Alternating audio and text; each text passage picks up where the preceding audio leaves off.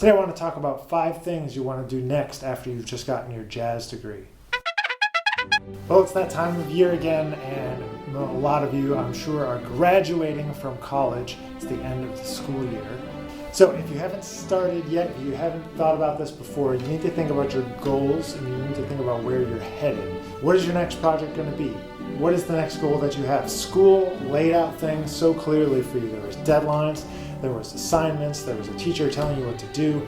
Now it's your chance to go back through all that material maybe and review the things that you never got a chance to review. Or maybe now's the time to learn those tunes that you never learned, or now's the time to learn somebody's music that you've always wanted to learn, or to start the band that you've wanted to start, or to write your own music that you've wanted to write. But it's really important to create that structure for yourself, those goals to aim for, those projects to try and start and finish now that you have your time back and you're on your own. You have to figure out what you need to do to survive. You need to figure out what you need to do in order to make a living and all of that stuff. So step number 1, make a plan, write down some goals, and figure out how you're going to achieve them. I never thought about this question until a great drummer and educator, Carl Allen.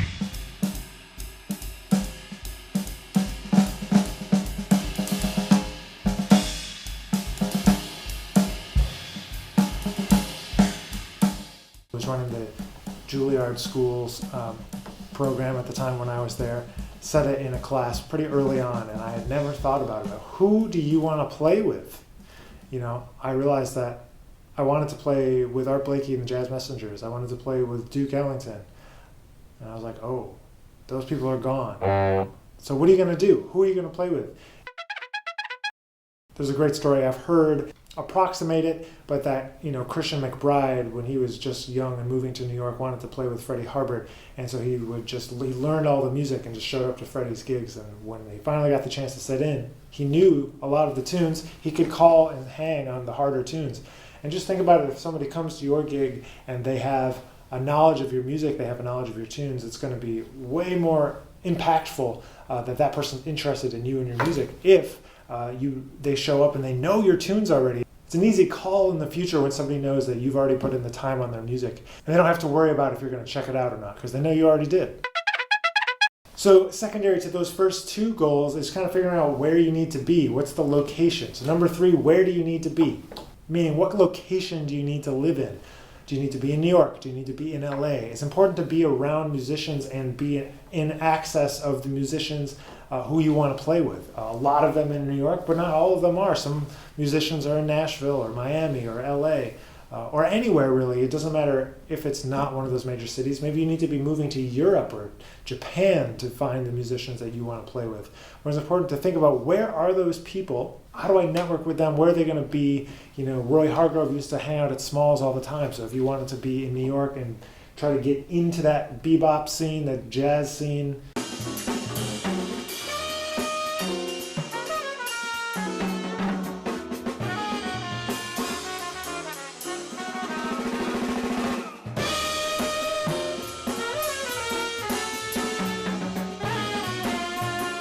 if you want to get into that scene and play with people like Roy Hargrove, that was a great place to be and hang out, because that's where people are hanging out. So figure out where you need to be. Maybe you can't get there just yet. That can be your goal, to get to the city where you need to be. But consider where the musicians are, where the acts and work are that you want to do. If you want to be a touring musician with pop artists, maybe New York isn't the best place for you, because there's a lot more of that work that's coming out of LA or maybe even Nashville than New York these days.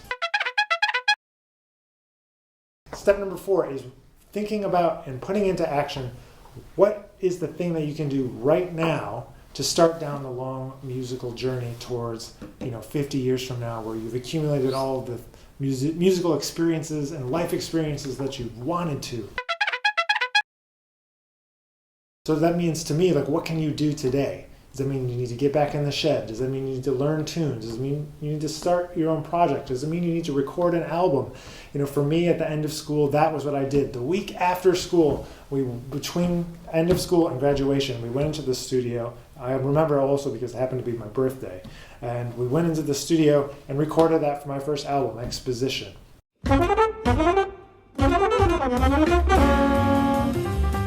This one. this album, Exposition, recorded in 2012, May.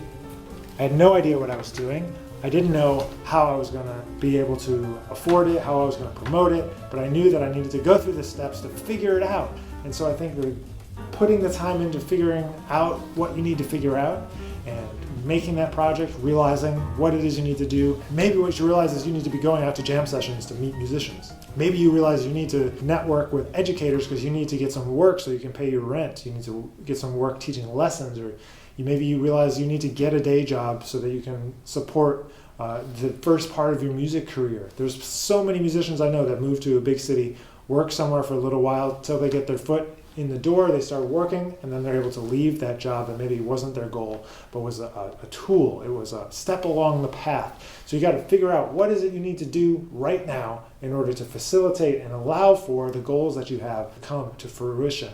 Number 5, I wish I had considered this sooner. I can see an argument for just letting this develop on its own and not thinking too much about it. But the question is that you need to answer, who are you as an artist? What do you stand for? What's unique about you? Why should somebody call you as opposed to the other 10,000 saxophonists in New York City? Or for my case, why call me as a trombonist to either sub on a show or to play in any type of wedding band, event band? Why should you call me for your jazz gig? Why should anyone care to book me internationally or nationally or take me on the road? Like, what is it that I bring to the table? What is it that you bring to the table that nobody else can bring? I never considered that until after school was over, and I wish I had done that sooner. I'm still trying to figure that out, and I think all these things are ongoing processes, but these are the things I wish I had started doing right when I got out of college. So 1, think about what your next projects are going to be, what your next goals are, start to make a plan. 2, figure out who you want to play with. Then, where are they? Where do you need to be located to start to do the kind of work that you want to do? 4, what stuff can you be working on right now while you're getting all this set up so that when you get to the situation, you're prepared? I'll bring up Carl Allen again. He used to say, which I'm sure he borrowed from someone else, that there's no such thing as luck. It's when preparation meets opportunity.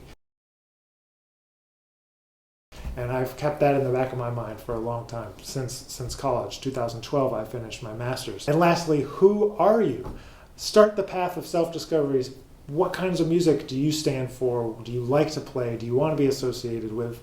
And start to think about what you bring to the table that nobody else can bring. Thanks for being here in this week's episode. I hope this is especially useful for you guys that are finishing your schooling right now, and I wish you the best of luck. Congratulations, and we'll see you